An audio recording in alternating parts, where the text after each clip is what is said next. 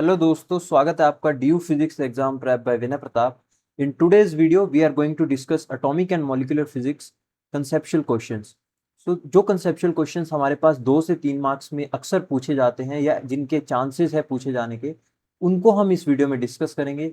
This is my second last video on atomic and molecular physics. इसके बाद एक final video आएगी जिसके अंदर हम सारे फॉर्मूलाज को रिवाइज करेंगे एंड मैं आपको बताऊंगा कि किन फॉर्मूले के ऊपर आपको ज्यादा फोकस करना है, कहाँ पर गलतियां नहीं करनी है। ठीक है। एंड वन मोर थिंग कि इस वीडियो में हम जो भी क्वेश्चंस डिस्कस करेंगे उसका पीडीएफ मैं आपको नीचे डिस्क्रिप्शन लिंक में दे दूंगा। ठीक है, सो स्टार्ट करते हैं इस वीडियो को क्वेश्चन नंबर 1 के साथ। So with reference to rotational vibration spectrum of diatomic molecule, explain why there is no line at the band origin. तो ये डायग्राम आप काफी बार देख चुके हो। इस डायग्राम में आपने एक बार यहाँ पर ऑब्जर्व किया होगा कि जो फ्रीक्वेंसी ऑफ बैंड ओरिजिन है, यहाँ पर कोई भी ट्रांजिशन नहीं होता है। या तो इसके लेफ्ट में ट्रांजिशन होता है, राइट में ट्रांजिशन होता है। सो इसका रीजन पूछा है। ठीक है, so you have to explain why there is no line at the band origin. So band origin corresponds to a pure vibrational transition. Band origin किसको कोरस्पॉन्ड करता है? Pure vibrational transition. It means there is no rotational transition in band origin, that is delta J is 0, and you know delta J is equals to 0 is a forbidden transition because only transition which is possible have selection rule delta J is equals to plus minus 1 in vibrational rotation spectrum. So there is no transition which is possible for delta J is equals to 0. That's why there is no line at the band origin. ठीक है, समझ आया? अब move करते हैं next question पर। ये question आपके पास 2 से 3 मार्क्स में पूछे जा सकते हैं। ठीक है, so you have to explain the difference between the para and ortho states of helium atom. So helium atom के अंदर आपके पास 2 स्टेट्स एग्जिस्ट करती हैं, one is para and one is ortho. So you have to differentiate these 2 states. So first difference is that the total spin for para state is capital S is equals to 0 and the total spin for ortho is capital S is equals to 1, where capital S is the sum of uh, two electron spin, that is capital S is mod S1 minus S2 to mod S1 plus S2, where S1 and S2 are half. तो यहां से आपके पास 2 values आती हैं 0 and पर। 0 correspond to para state, 1 correspond to ortho state. So multiplicity यहां पर कितनी होती है? 2s plus 1, तो s को 0 पुट करोगे तो 1। So this is a singlet term. Similarly यहां पर मल्टीप्लिसिटी में s 1 पुट करोगे तो you will get 3। So this is a triplet state. यहां पर जो स्पिन वेव फंक्शन होता है that is antisymmetric. It means you will have 2 spins with opposite direction, opposite spins. You will have 2 spins with opposite, plus half and minus half. तो इसका जो special wave function होगा that has to be symmetric because the total wave function for any atom और molecule has to be antisymmetric. So अगर आपके पास spin part antisymmetric है तो आपका स्पेशल पार्ट क्या होगा? सिमेट्रिक होगा। यहां पर आपका जो स्पिन पार्ट होता है, spin wave function is symmetric. So you can have either both spins up और बोथ स्पिन्स डाउन। ठीक है, सो कोरस्पॉन्डिंगली आपका जो स्पेशल पार्ट होगा वो एंटीसिमेट्रिक होगा। So this is the difference between ortho and para state of helium atom. Now let's move on to next question. Give one major difference between the valence bond method and molecular orbital method, which are used for estimating the ground state energies of molecular system. So in order to obtain the ground state energies of molecular system, we have 2 methods. First is your valence bond method, second is your molecular orbital method. So the main difference between these 2 methods is that in valence bond method, we assume that electrons are localized between specific pair of atoms. That is the bond formed by overlap of atomic orbitals in valence bond method. Whereas in molecular orbital method, we treat our electrons as delocalized over the entire molecule. Means हम क्या assume करते हैं कि हमारा जो electron है वो electron cloud की फॉर्म में डीलोकलाइज्ड है over the entire molecule. So occupying orbital molecular orbitals formed from linear combination of atomic orbitals. हमारे पास मॉलिक्यूलर ऑर्बिटल्स फॉर्म होते हैं from linear combination of atomic orbitals. ठीक है, so this is the main difference between valence bond method and molecular orbital method. यहां पर electrons कैसे होते हैं? लोकलाइज्ड होते हैं। यहां पर इलेक्ट्रॉन्स कैसे होते हैं, डीलोकलाइज्ड होते हैं, ठीक है। तो now let's move on to next question. ये क्वेश्चन काफी बार रिपीट होता है पीवाईक्यूज के अंदर। State Franck Condon principle. So ये मैंने बुक से उठाया है, एंड अगेन बुक कौन सी है, G Aruldas, molecular spectroscopy. So what is Franck Condon principle? According to Frank-Condon principle, an electronic transition takes place so rapidly that a vibrating molecule does not change its internuclear distance appreciably during the transition. It means during the electronic transition from one state to another, हमारी जो bond length होती है, internuclear distance को हम क्या बोलते हैं, bond length.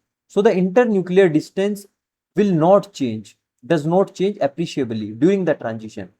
That is, during an electronic transition, the internuclear distance remains same, or you can say the internuclear distance remains same. Exactly, that's the same sentence, ठीक है। or you can say the internuclear distance remains the same means straight line। आपके पास जब transition होता है तो आपके पास जो इंटरन्यूक्लियर डिस्टेंस होता है वो एक स्ट्रेट लाइन होता है। ट्रांजिशन को हम स्ट्रेट लाइन से रिप्रेजेंट करते हैं। Representing a transition between electronic states will be vertical.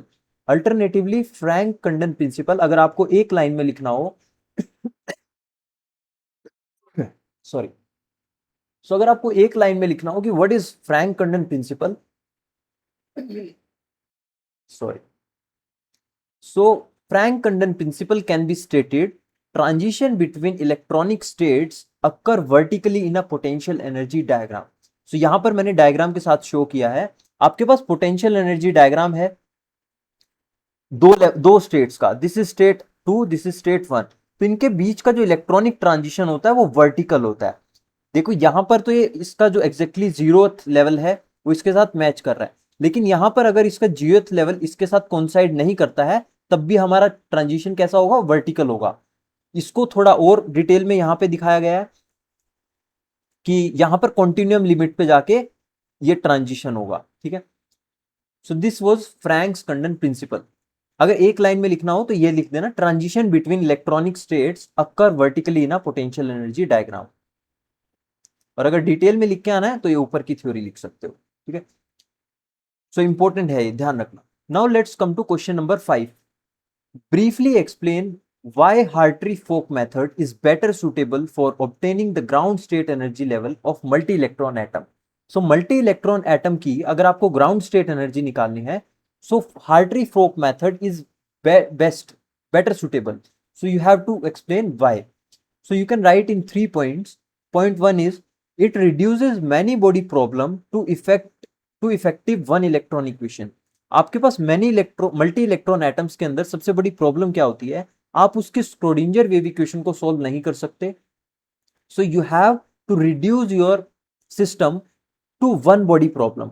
So it reduces many body problem to effectively one electron equation. ये किसके अंदर करते हैं हम, हार्ट्री-फोक मेथड के अंदर करते हैं। Second point is that the wave function is built as a determinant. So Pauli exclusion principle is satisfied inbuilt. आपका जो वेव फंक्शन लिखते हैं उसको हम स्लैटर डिटर्मिनेंट से लिखते हैं, Slater determinant. So our Pauli exclusion principle is satisfied inbuilt. आपका जो वेव फंक्शन होता है वो ऑलरेडी एंटीसिमेट्रिक होता है, ठीक है। Third point you can write it includes exchange interaction दस lowering the energy.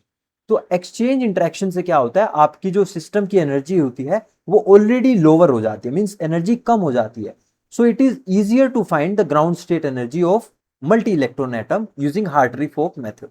So these 3 points you can write. Now let's move on to question number 6 और next question. This question is also very important. PYQs के अंदर बहुत बार repeat होता है, internal के अंदर भी आया था ये हमारे 2026 में। State Born-Oppenheimer approximation by estimating the order of magnitude of energies associated with electronic and nuclear motion. सो ये डेफिनेशन तो काफी बार पूछी जाती है कि what is Born Oppenheimer approximation. By estimating the order of magnitude of energies associated with electronic and nuclear motion. So electronic and nuclear motion के साथ जो एनर्जी का ऑर्डर होता है, you have to estimate for diatomic molecule and show that this is a valid approximation. So first of all, let's see what is Born-Oppenheimer approximation. So Born-Oppenheimer approximation states that in a molecule, or you can say in a diatomic molecule, electronic motion and nuclear motion के अंदर आपके पास vibration slash rotation ये दोनों आते हैं. So in a molecule, electronic motion and nuclear motion can be separated because electrons move much faster than nuclei. Or you can say the mass of electron is much lighter as compared to the mass of nuclei. So this is the statement of Born-Oppenheimer approximation. Now let's estimate the order of magnitude of energies. So for a diatomic molecule, यहाँ पर diatomic लिख लेना, ठीक है. So for a diatomic molecule हमारे पास जो electronic energy होती है उसका ऑर्डर कितना होता है, रफली 1 से 10 इलेक्ट्रॉन के बीच में होता है इलेक्ट्रॉन की एनर्जीज. अगर हम न्यूक्लियस की बात करें, न्यूक्लियस के अंदर हमारे पास जो vibrational energy and rotational energies होते हैं वो किस ऑर्डर के होते हैं. देखो, वाइब्रेशनल एनर्जी प्रोपोर्शनल होता है 1/2 पाई रूट के by mu reduce mass of nucleus. तो अगर हम न्यूक्लियस का देखें तो एज कंपेयर टू इलेक्ट्रॉन हमारा जो न्यूक्लियस का मास होता है that is far greater than the mass of electron.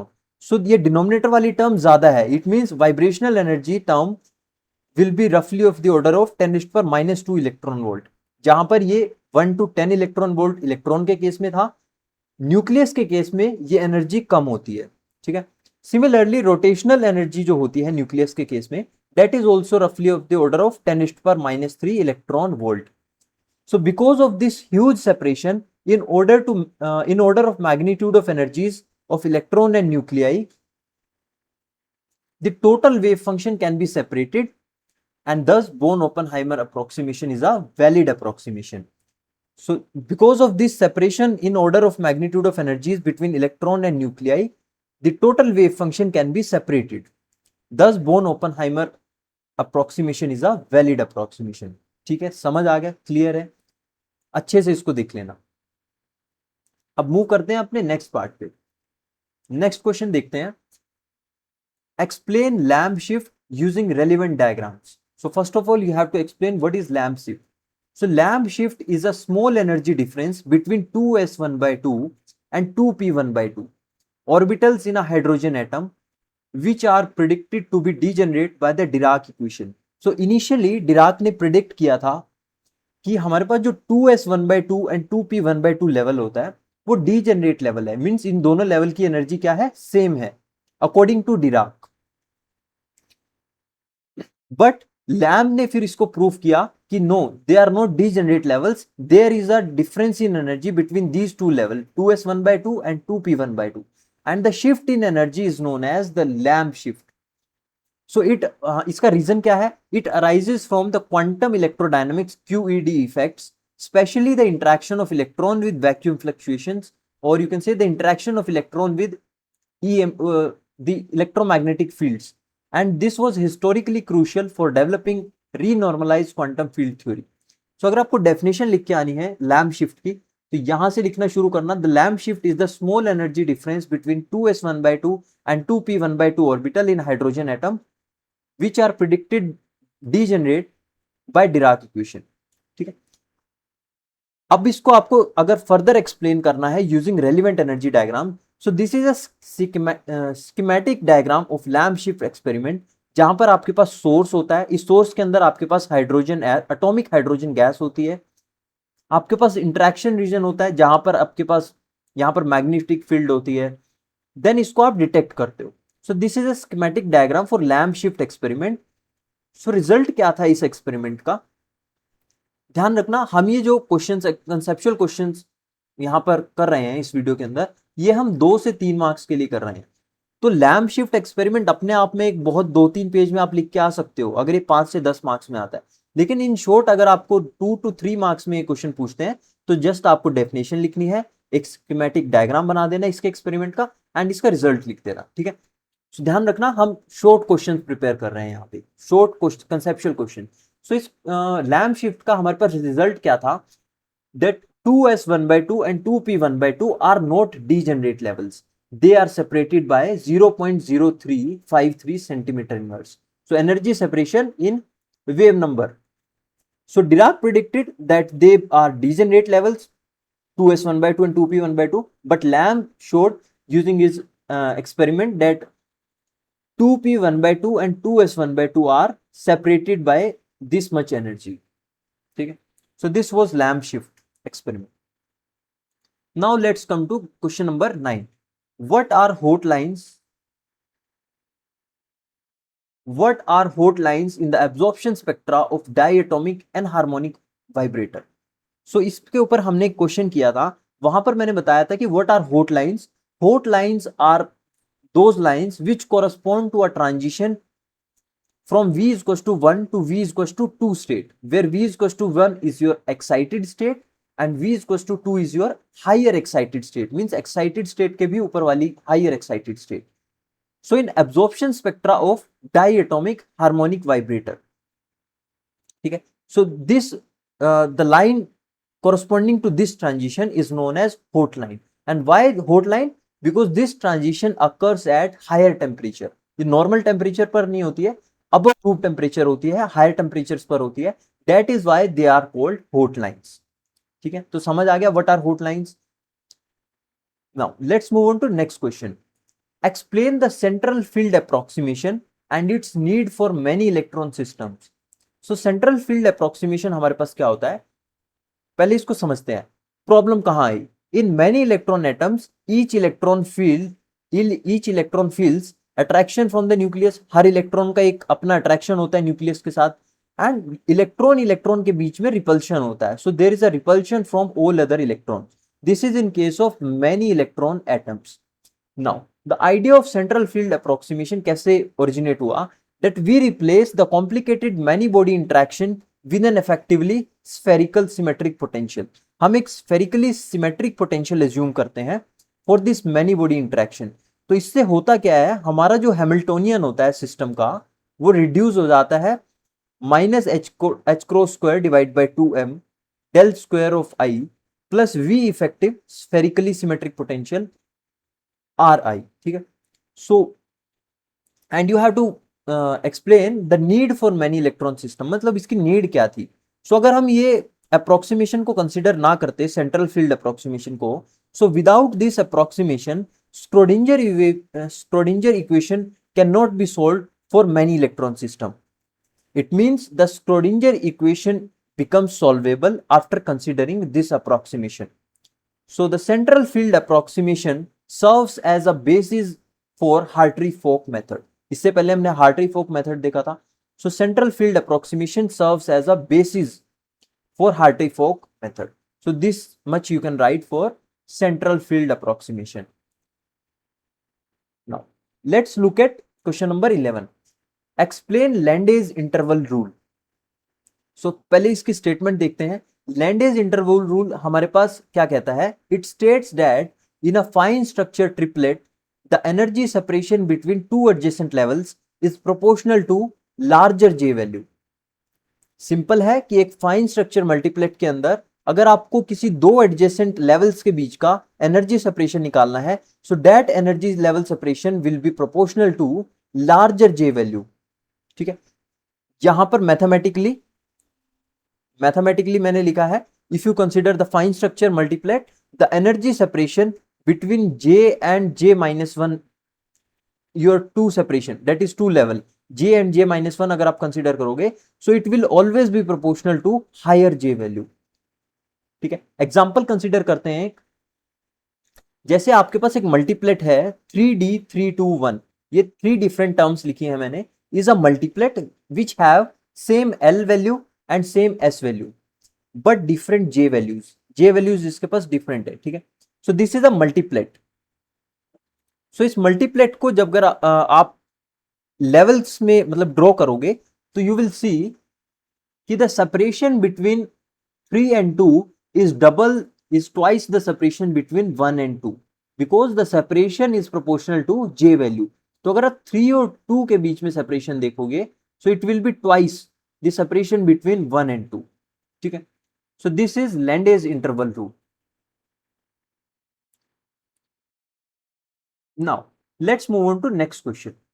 Next question आपके पास हो सकता है, what is Fortrat parabola. So portrait parabola is a graphical representation used in molecular spectroscopy that plots the wave number आप plot करते हो x axis पर of different branch p branch, q branch and r branch of spectral lines against the corresponding rotational quantum numbers m. तो y axis पर आप plot करते हो rotational quantum numbers p and q. So what is portrait parabola? It is a graphical representation that plots the wave number versus the rotational quantum number to visualize the structure of rotational vibrational bands. तो आपके पास different bands को visualize करने के लिए हम parabola draw करते हैं. So it appears as a parabola where the vertex representing the band head, यहाँ पर जो vertex h होता है it represents band head and the vertex n represents band origin. ठीक है, and helping to identify if the band is degraded toward the red or violet. तो यहाँ पर 3 different वेव नंबर्स यहाँ पे प्लॉटेड है. Wave number of R branch, wave number of Q branch and wave number of P branch. जहां पर ये जो पॉइंट है ये रिप्रेजेंट करता है बैंड ओरिजिन एंड जो फ्रीक्वेंसी है यहाँ पर this will be the frequency of band origin. Similarly this vertex represents band head and the frequency corresponding to this vertex will be the frequency of band head. And x axis पर आप plot करते हो your rotational quantum numbers. So in short, अगर आपको याद रखना है exam के लिए, portrait parabola is a graphical representation between frequency of spectral lines, that is p, r and q branch versus your rotational quantum number. Okay? इस parabola को ध्यान रखना. Now let's move on to next question. Distinguish between symmetric top, that is prolate and oblate, spherical top and asymmetric top molecules. So ये क्या है हमारे पास classification of molecules है. So you have to distinguish between 3 different classifications of molecules. So first classification आपके पास आती है spherical top. So spherical top के केस में आपका जो moment of inertia होता है IA, IB, IC, they all 3 moment of inertia are equal. IA, IB, IC क्या है? IA आपका है moment of inertia in direction of chemical bond of molecule. So आपके पास एक मॉलिक्यूल होगा जिसका एक केमिकल बॉन्ड होगा. सो उस केमिकल बॉन्ड के अलोंग आपका जो मोमेंट ऑफ इनर्शिया होगा that is IA. What is IB? IB is the moment of inertia which is in a plane perpendicular to IA. तो जिस प्लेन में IA होगा उस प्लेन के परपेंडिकुलर जो मोमेंट ऑफ इनर्शिया होगा that will be IB. IC क्या होगा हमारे पास? IC will be perpendicular to both IA and IB, and I represent simply your moment of inertia along A, B and C directions. So spherical top molecules के case में आपका जो moment of inertia होता है IA, IB, IC, they all 3 are equal. An example of a spherical top molecule is CH4, methane. ठीक है. Second classification is your symmetric top. Symmetric top में आपके पास फर्दर 2 क्लासिफिकेशन होती है, prolate molecules, oblate molecules.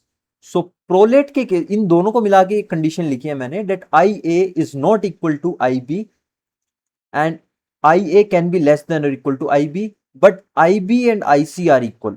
So this is the condition for spherical top molecule, where as ये दोनों किसकी condition है? प्रोलेट एंड ओब्लेट की. इन दोनों में से एक प्रोलेट की होगी, एक ओब्लेट की होगी.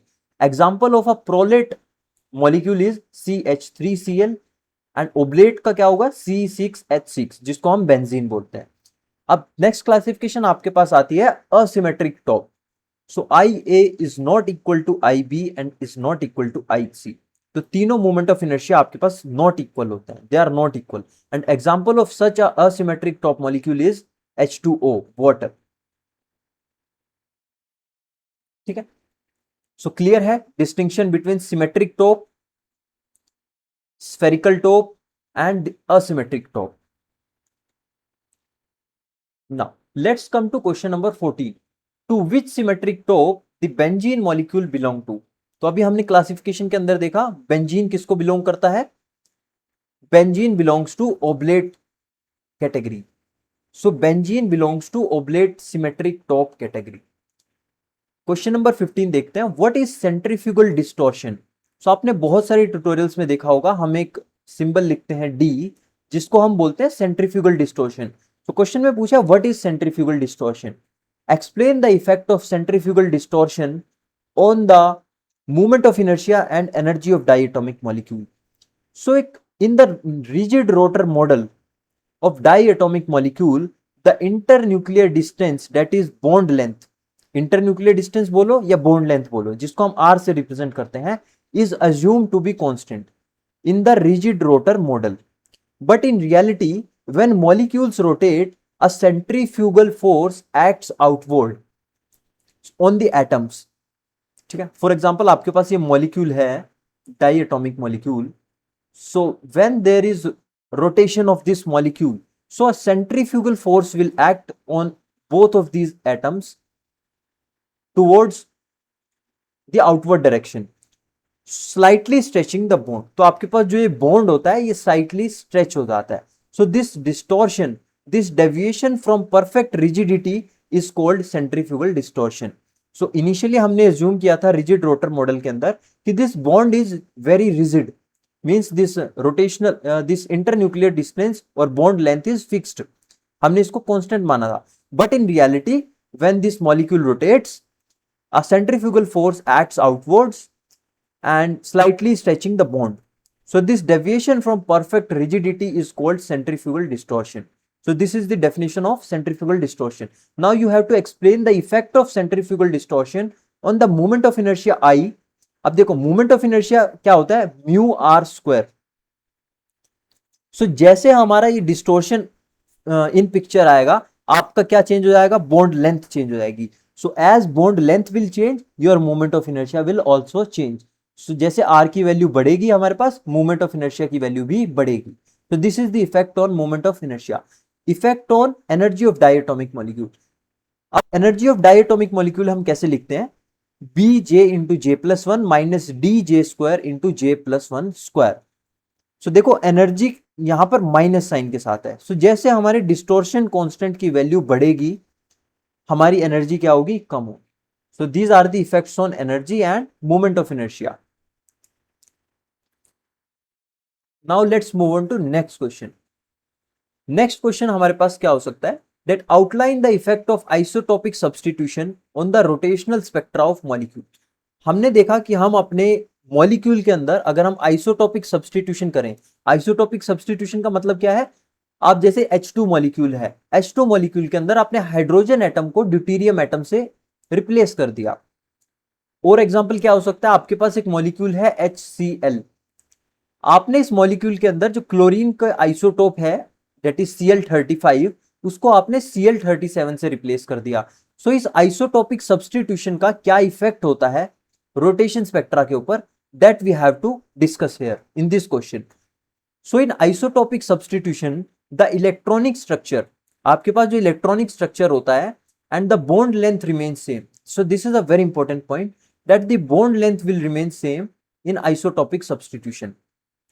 First thing, and electronic structure will remain. ये तो हमने देखा कि सेम क्या रहता है. अब देखते हैं कि इफेक्ट कहां होता है, मतलब कौन सी चीजें चेंज होती हैं. सो रिड्यूस मास विल चेंज, क्योंकि हमारा रिड्यूस मास का फॉर्मूला क्या होता है, m1 m2 divide by m1 plus m2. सो अगर आप किसी भी m1 में m2 में से किसी को भी चेंज करते हो, इट डिपेंड्स कि आप हैवियर सब्सटीट्यूट करते हो. फॉर एग्जाम्पल यहाँ पे हैवियर आइसोटोप सब्सटीट्यूट करते हो, तो m1 m2 जब आप इंक्रीज करोगे तो movement of that is your reduced mass will also either increase or decrease depending upon कि आप heavier substitute कर रहे हो या किसी lower substitute isotope को substitute कर रहे हो. ठीक है, so definitely your reduced mass will change. Second thing, your moment of inertia will also change because moment of inertia is mu times r square. So as your reduced mass will change, so definitely your moment of inertia will change. अब moment of inertia से related हमारे पास एक constant होता है, that is your rotational constant, जिसका formula हमारे पास होता है b is equal to h upon 8 pi square I C. So it is inversely proportional to I. So moment of inertia बढ़ेगा तो रोटेशनल कांस्टेंट कम होगा, मोमेंट ऑफ इनर्शिया घटेगा तो रोटेशनल कांस्टेंट बढ़ेगा. So rotational constant will also change. अब हमारे पास b से हम क्या लिखते हैं, अपनी रोटेशनल एनर्जी लिखते हैं. So definitely your rotational energy will also change with isotopic substitution. Rotational energy कैसे लिखते हो, bj into j plus 1. ठीक है, तो बी चेंज होगा तो rotational energy will also change. So in short you can say bond length and electronic structure will remain same, reduce mass, moment of inertia, rotational constant, and your rotational energy will change. ठीक है. What is the difference between, this is question number 17, what is the difference between equilibrium internuclear distance and internuclear distance? आपने बहुत जगह पे tutorials में PYQs में दो तरह के कांस्टेंट यूज किए हैं, दो तरह के वेरिएबल यूज किया, that is R E, your equilibrium internuclear distance and internuclear distance. So they both refer to the separation between two nuclei in diatomic molecule. आपके डाइएटॉमिक मॉलिक्यूल में जैसे यहां पर गिवन भी है, आपका एक डाइएटॉमिक मॉलिक्यूल है, इन दोनों, इस डाइएटॉमिक मॉलिक्यूल के अंदर आपके पास जो दो एटम्स हैं उनके बीच की सेपरेशन ये दोनों रिप्रेजेंट करते हैं, लेकिन दोनों में डिफरेंस क्या है? जो आर है हमारे पास, that is internuclear distance, it represents the general term for separation between two nuclei and it is variable. इसकी कोई फिक्स वैल्यू नहीं होती है, डिफरेंट मॉलिक्यूल्स के लिए ये डिफरेंट हो सकता है. ठीक है, so general term for separation between two nuclei, where as equilibrium internuclear distance R E is the specific value of R at which the molecule potential energy is minimum. So R E कौन सी value होती है हमारे पास? It R E is that value जहां पर हमारे molecule की, देखो यहां पर वाई एक्सिस पर है आपके पास energy, that is your potential energy of molecule, X axis पर हमने ड्रॉ किया है इंटरन्यूक्लियर सेपरेशन आर. ठीक है, सो आर ई हमारी एक स्पेसिफिक वैल्यू होती है, आर ई की मतलब स्पेसिफिक वैल्यू ऑफ आर जहां पर हमारे मॉलिक्यूल की जो पोटेंशियल एनर्जी होती है दैट इज मिनिमम. यहां पर इस पॉइंट पर क्या होती है? मिनिमम होती है. ठीक है, and this is your Morse potential curve जो ब्लू में ड्रॉन है, एंड जो ग्रीन में ड्रॉन है that is your harmonic potential curve. ठीक है, where D E and D zero are your equilibrium dissociation energy and dissociation energy. So at this point that is R E, potential energy at this point, attractive and repulsive force inside the molecule balances each other and the molecule is in the most stable state. इस point पर हमारा molecule क्या होता है? Most stable state में होता है. So R E is your equilibrium internuclear distance, जिसको हम आर ई से रिप्रेजेंट करते हैं, and internuclear distance is R. Now so this was guys, इतने ही क्वेश्चन करेंगे इस वीडियो में. These are the conceptual question जो कि आपके एग्जाम के लिए इंपॉर्टेंट है. मैंने चुन चुन के एक एक क्वेश्चन उठाया है जो पीवाईक्यूज में रिपीटेड है. सो अच्छे से एक एक क्वेश्चन को अच्छे से समझ लो, रट लो, याद कर लो, जिस तरीके से भी आपको याद हो, लेकिन एग्जाम में अगर इनमें से कोई क्वेश्चन आता है तो प्लीज उसे कर आना. ठीक है, अब गाइज आपके साथ एक चीज शेयर कर रहा हूं मैं यहाँ पे. देखो ये मैंने अपने स्टैटिस्टिक्स से उठाया है, जो यूट्यूब स्टूडियो से मैंने एनालिटिक्स से वहां पे उठाया है, कि जो 47.6% लोग हैं मेरे यूट्यूब पे जो देख रहे हैं वीडियोस को, उन्होंने अभी तक भी चैनल को सब्सक्राइब नहीं किया है. सो गाइज आप लोगों से रिक्वेस्ट है, प्लीज चैनल को, इस वीडियो के एंड में आपको एक सब्सक्राइब बटन दिखेगा, प्लीज उस चैनल को मतलब इस चैनल को सब्सक्राइब कर दो. बहुत मेहनत लगती है वीडियोस बनाने में, एक वीडियो को बनाने में अराउंड 2 से 3 घंटे मिनिमम लगता है, मतलब मिनिमम इनपुट इसका है. 2 से 2.5 घंटे पढ़ना पड़ता है उस वीडियो के बारे में पहले, फिर 1 घंटा उसमें रिकॉर्डिंग में चला जाता है, फिर यूट्यूब पे अपलोड करते हैं, कैप्शन लिखते हो आप, थंबनेल जनरेट करते हो, टैग्स लगाते हो, बहुत सारी चीजें होती है. ठीक है, तो एफर्ट लगते हैं यार वीडियो बनाने में. एंड आज से पहले ये वीडियो आपको यूट्यूब पर मिलेंगे भी नहीं. यूट्यूब पर कहीं भी सर्च कर लो, एएमपी के कहीं भी ट्यूटोरियल, पीवाईक्यू कहीं नहीं मिलेंगे यूट्यूब पर. सो दिस इज फर्स्ट टाइम कि कोई यूट्यूब पर एमएससी फिजिक्स स्टूडेंट्स के लिए वीडियोस बना रहा है, ताकि वो एग्जाम टाइम में उनकी हेल्प हो सके, अच्छा स्कोर कर पाओ, आपका प्रेशर कम हो. बहुत प्रेशर होता है, टाइम, बहुत सारे सब्जेक्ट्स होते हैं उनको हैंडल करना पड़ता है, अपनी ग्रेड इंप्रूव करनी पड़ती है, किसी को नेट सीएसआर नेट क्लियर करना है, वहां पे 6.5 एक क्राइटेरिया होता है. एंड आपको बहुत अच्छे से पता है कि एमएससी में 6.5 बहुत बच्चों की नहीं बन पाती, तो बहुत प्रेशर होता है उसके बीच में. सो उसी के बीच में अगर आपकी कोई हेल्प कर रहा है आपकी एग्जाम प्रिपरेशन को ईज करने में, so at least you should help that person. ठीक है, आपको हेल्प करनी चाहिए. सो इस वीडियो के एंड में आपको सब्सक्राइब बटन दिखेगा, प्लीज सब्सक्राइब कर देना. This is my second last video. इसके बाद आपको एक फाइनल वीडियो मिलेगी जिसके अंदर हम फॉर्मूलाज रिवाइज करेंगे. ठीक है, एंड मैं आपको बताऊंगा कि किन फॉर्मूलाज को आपको ज़्यादा फोकस करना है। So thank you for watching this video. मिलेंगे आपसे नेक्स्ट वीडियो में, तब तक के लिए पढ़ते रहिए अच्छे से। Bye bye, take care, God bless you.